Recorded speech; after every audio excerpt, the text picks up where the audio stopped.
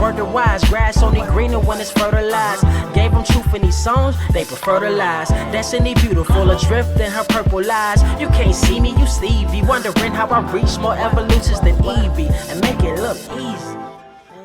What is up, Earth's mightiest subscribers? It's Ernie, Blerd without fear. Welcome back to the channel. All right, today's video, we're going to be talking about Hulk #1 by Donny Cates and Ryan Ottley. And in this video, we're going to learn how Bruce Banner has weaponized the Hulk into the ultimate Iron Man buster, and why do both the Hulk and Bruce fear their alternate personas so much they feel they are the only thing saving the world from each other. We're going to talk about all this and more right now, but first, if you want to see more awesome videos like this one, make sure you hit that subscribe button because I post multiple videos throughout the week, plus live stream every Saturday, so that way you don't miss anything. Also, if you enjoy the video, I humbly ask that you Hulk smash that like button because it really helps the channel out. That said, let's talk about Hulk #1. Okay, so getting into this, one of the first things you kind of need to know, and I know I meant to do a video kind of breaking down the last few issues of the Immortal Hulk. I'm not really going to go into anything about Immortal Hulk in this video because you really don't have to have read Immortal Hulk to understand what's going on here. Though I promise a separate video will be coming later talking about those last couple of issues that we have yet to talk about. That said, let's go ahead and jump into the real important story here, and it's that Bruce Banner, now that he has this new lease on life, it was very difficult to tell exactly where he was going to go after the events of Immortal Hulk. He has kind of come to an understanding, or at least it seemed he had come to an understanding with his alters like the Hulk, Joe Fixit, Devil Hulk, so on and so forth. However, things kind of seem to be all over the place right now for Bruce Banner because he doesn't seem to be happy the way that he seemed to be when he had seemingly found his new lease on life. He seems like he's even more angry than usual. And throughout this comic, you're probably going to see him walking around in what appears to be some kind of a command center. This command center is what used to be the mindscape where all of the Hulks resided inside of Banner's psyche. He's somehow, some way taken his mindscape and he's turned it into something that completely defies science and magic. Even Dr. Strange goes on to talk about how there's no way that Banner did this by himself, that he had to have had some kind of outside help restructuring his mind the way that he has, turning it into, for all intents and purposes, as Dr. Strange puts it, a starship. Apparently, we now have a whole SS Hulk running around out here. But going back to Dr. Strange, he talks about how he has spoken with the most knowledgeable mystics in the world, that he's spoken with every Omega level telepath. None of them were capable of doing what has been done here. And even worse, Strange even believes that he has fractured his mind into more parts than what we're seeing. There very well could be even more places within Banner's psyche that we haven't even seen yet. But what Banner has done is he's created this command center for himself inside of his own mind, where he is now able to pilot the Hulk almost as if he were commanding a Megazord. And now that I've said that out loud, I'm waiting for the issue where Hulk comes along, kicks in the door of this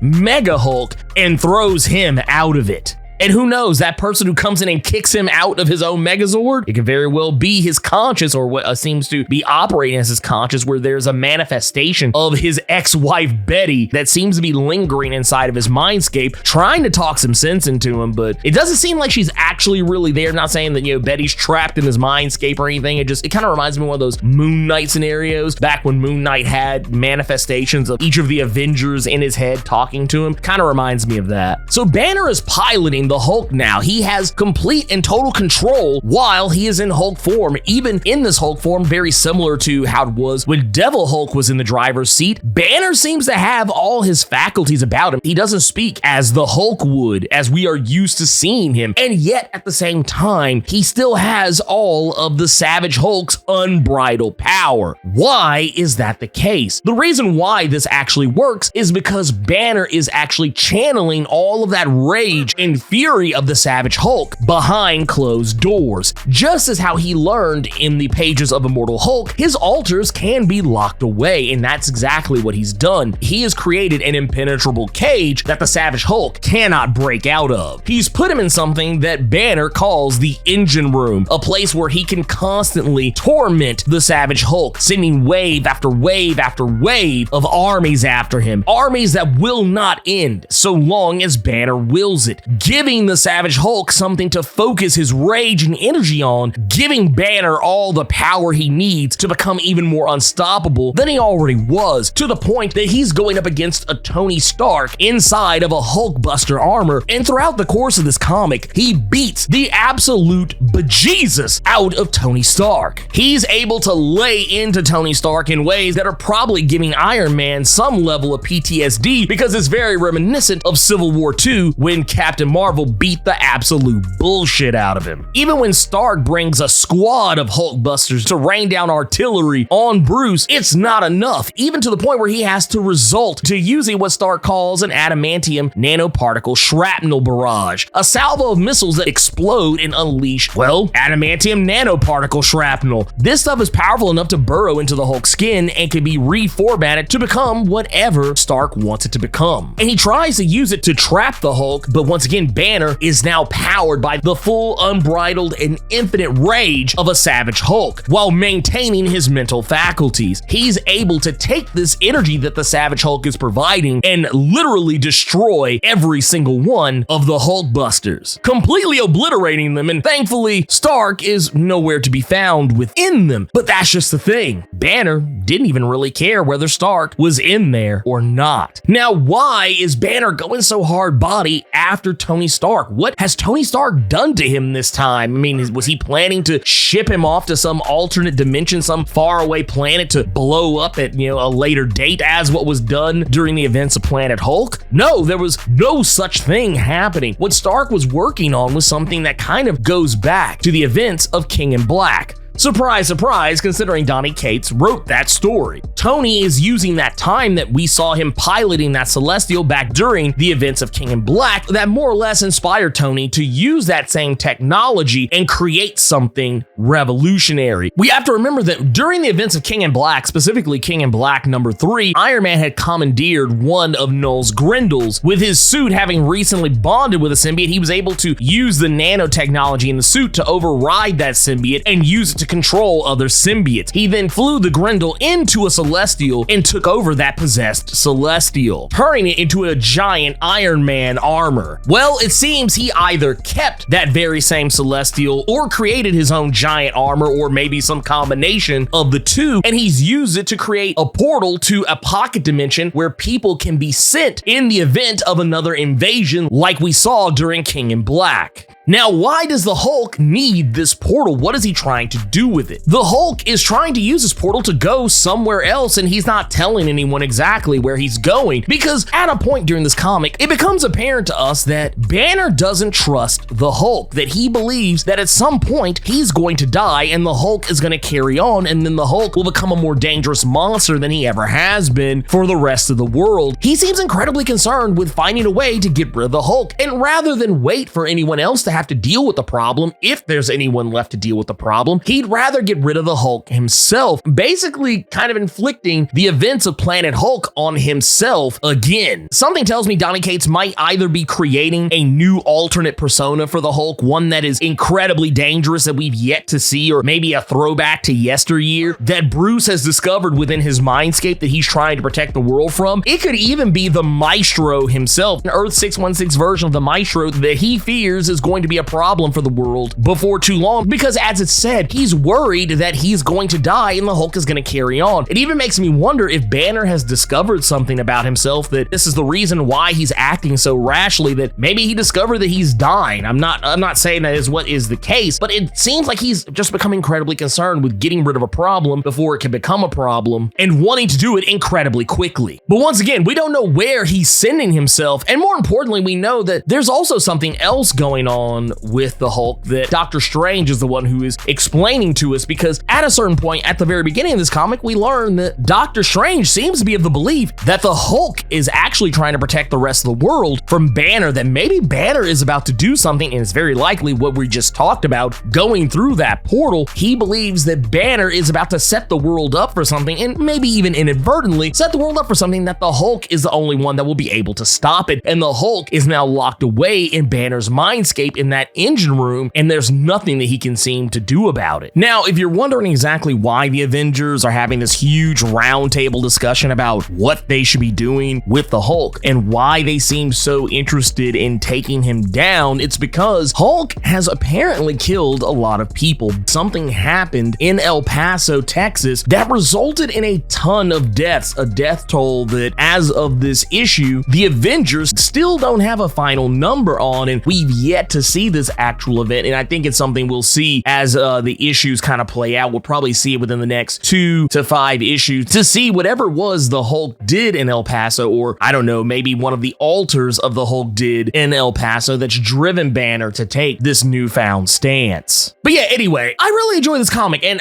one of the things that I thought was really interesting, just kind of leading up to this, is that we saw a Hulk that was out here just killing people like wholesale, taking people out left and right, killing indiscriminately. Something we don't really see the Hulk do terribly often, even when it comes to like bad guys. But we learned that all this stuff was in Bruce's head, that Bruce has created this mindscape where, the Savage Hulk can just run roughshod and do whatever he wants. He's out here decapitating his enemies and blowing stuff up and tearing things apart, and it's crazy to see. But I like what Donny Cates is actually doing here with this story. I love how he's taking characters that he's previously written and kind of giving them some agency within this story, where like Donny Cates once wrote Doctor Strange, and here he is. He's using Doctor Strange to explain to us this new status quo for the Hulk, talking about how the Savage Hulk is not just some manifestation of Banner's childhood trauma, setting him up as being this secret protector, some kind of a last-ditch effort, a Hail Mary pass should Banner get out of line, which is a kind of interesting take to think about, considering that we've always kind of thought about it as the opposite, that Banner was the one that had to keep the Hulk in check. But now Donny Cates is flipping that and making it to where Hulk is the one who is literally the only person who can stop Banner. And I don't know ultimately where it's going to go, but I do feel like we're going to wind up seeing an ultimate showdown at some point. I have a feeling we're going to start seeing all the other Hulks, some of the other Hulk adjacent characters kind of creeping their way in slowly with this story as it kind of passes on. And I feel like at some point we'll probably very likely see the return of characters like Joe Fixit and Devil Hulk, some of those alters that we're used to seeing. We may not see them in as prominent of roles as what we saw in Al Ewing's Immortal Hulk, because they all kind of got their moment in the sun, some more literally than figuratively. Now, that being said, I also wouldn't be surprised if one of the reasons we don't see characters like Joe Fixit or Devil Hulk or World Breaker Hulk or any of the other versions of the Hulk is because if Banner has the Savage Hulk locked behind closed doors, feeding him anger and rage and energy to further empower Banner's control over the Hulk, I wouldn't be surprised if he had locked the other Hulks in similar engine rooms or even in the same one, though I think that would be very short-sighted of him. Also, I wouldn't be upset not one bit if they actually started using something like this concept in the MCU, kind of almost in the same way as we see Robert Downey Jr. in the Iron Man armor. Like, we get the shot of him like kind of inside the helmet with the heads-up display. I would really dig it if we actually saw something like this in the MCU, where we could see Bruce, sitting in a chair in a command center, is basically like almost in a Star Trek-like fashion, just delegating actions to the Hulk. Like, that would be something really interesting to see. I don't know. Maybe it's just me. But this story definitely gives me like reverse Planet Hulk vibes, and I could very easily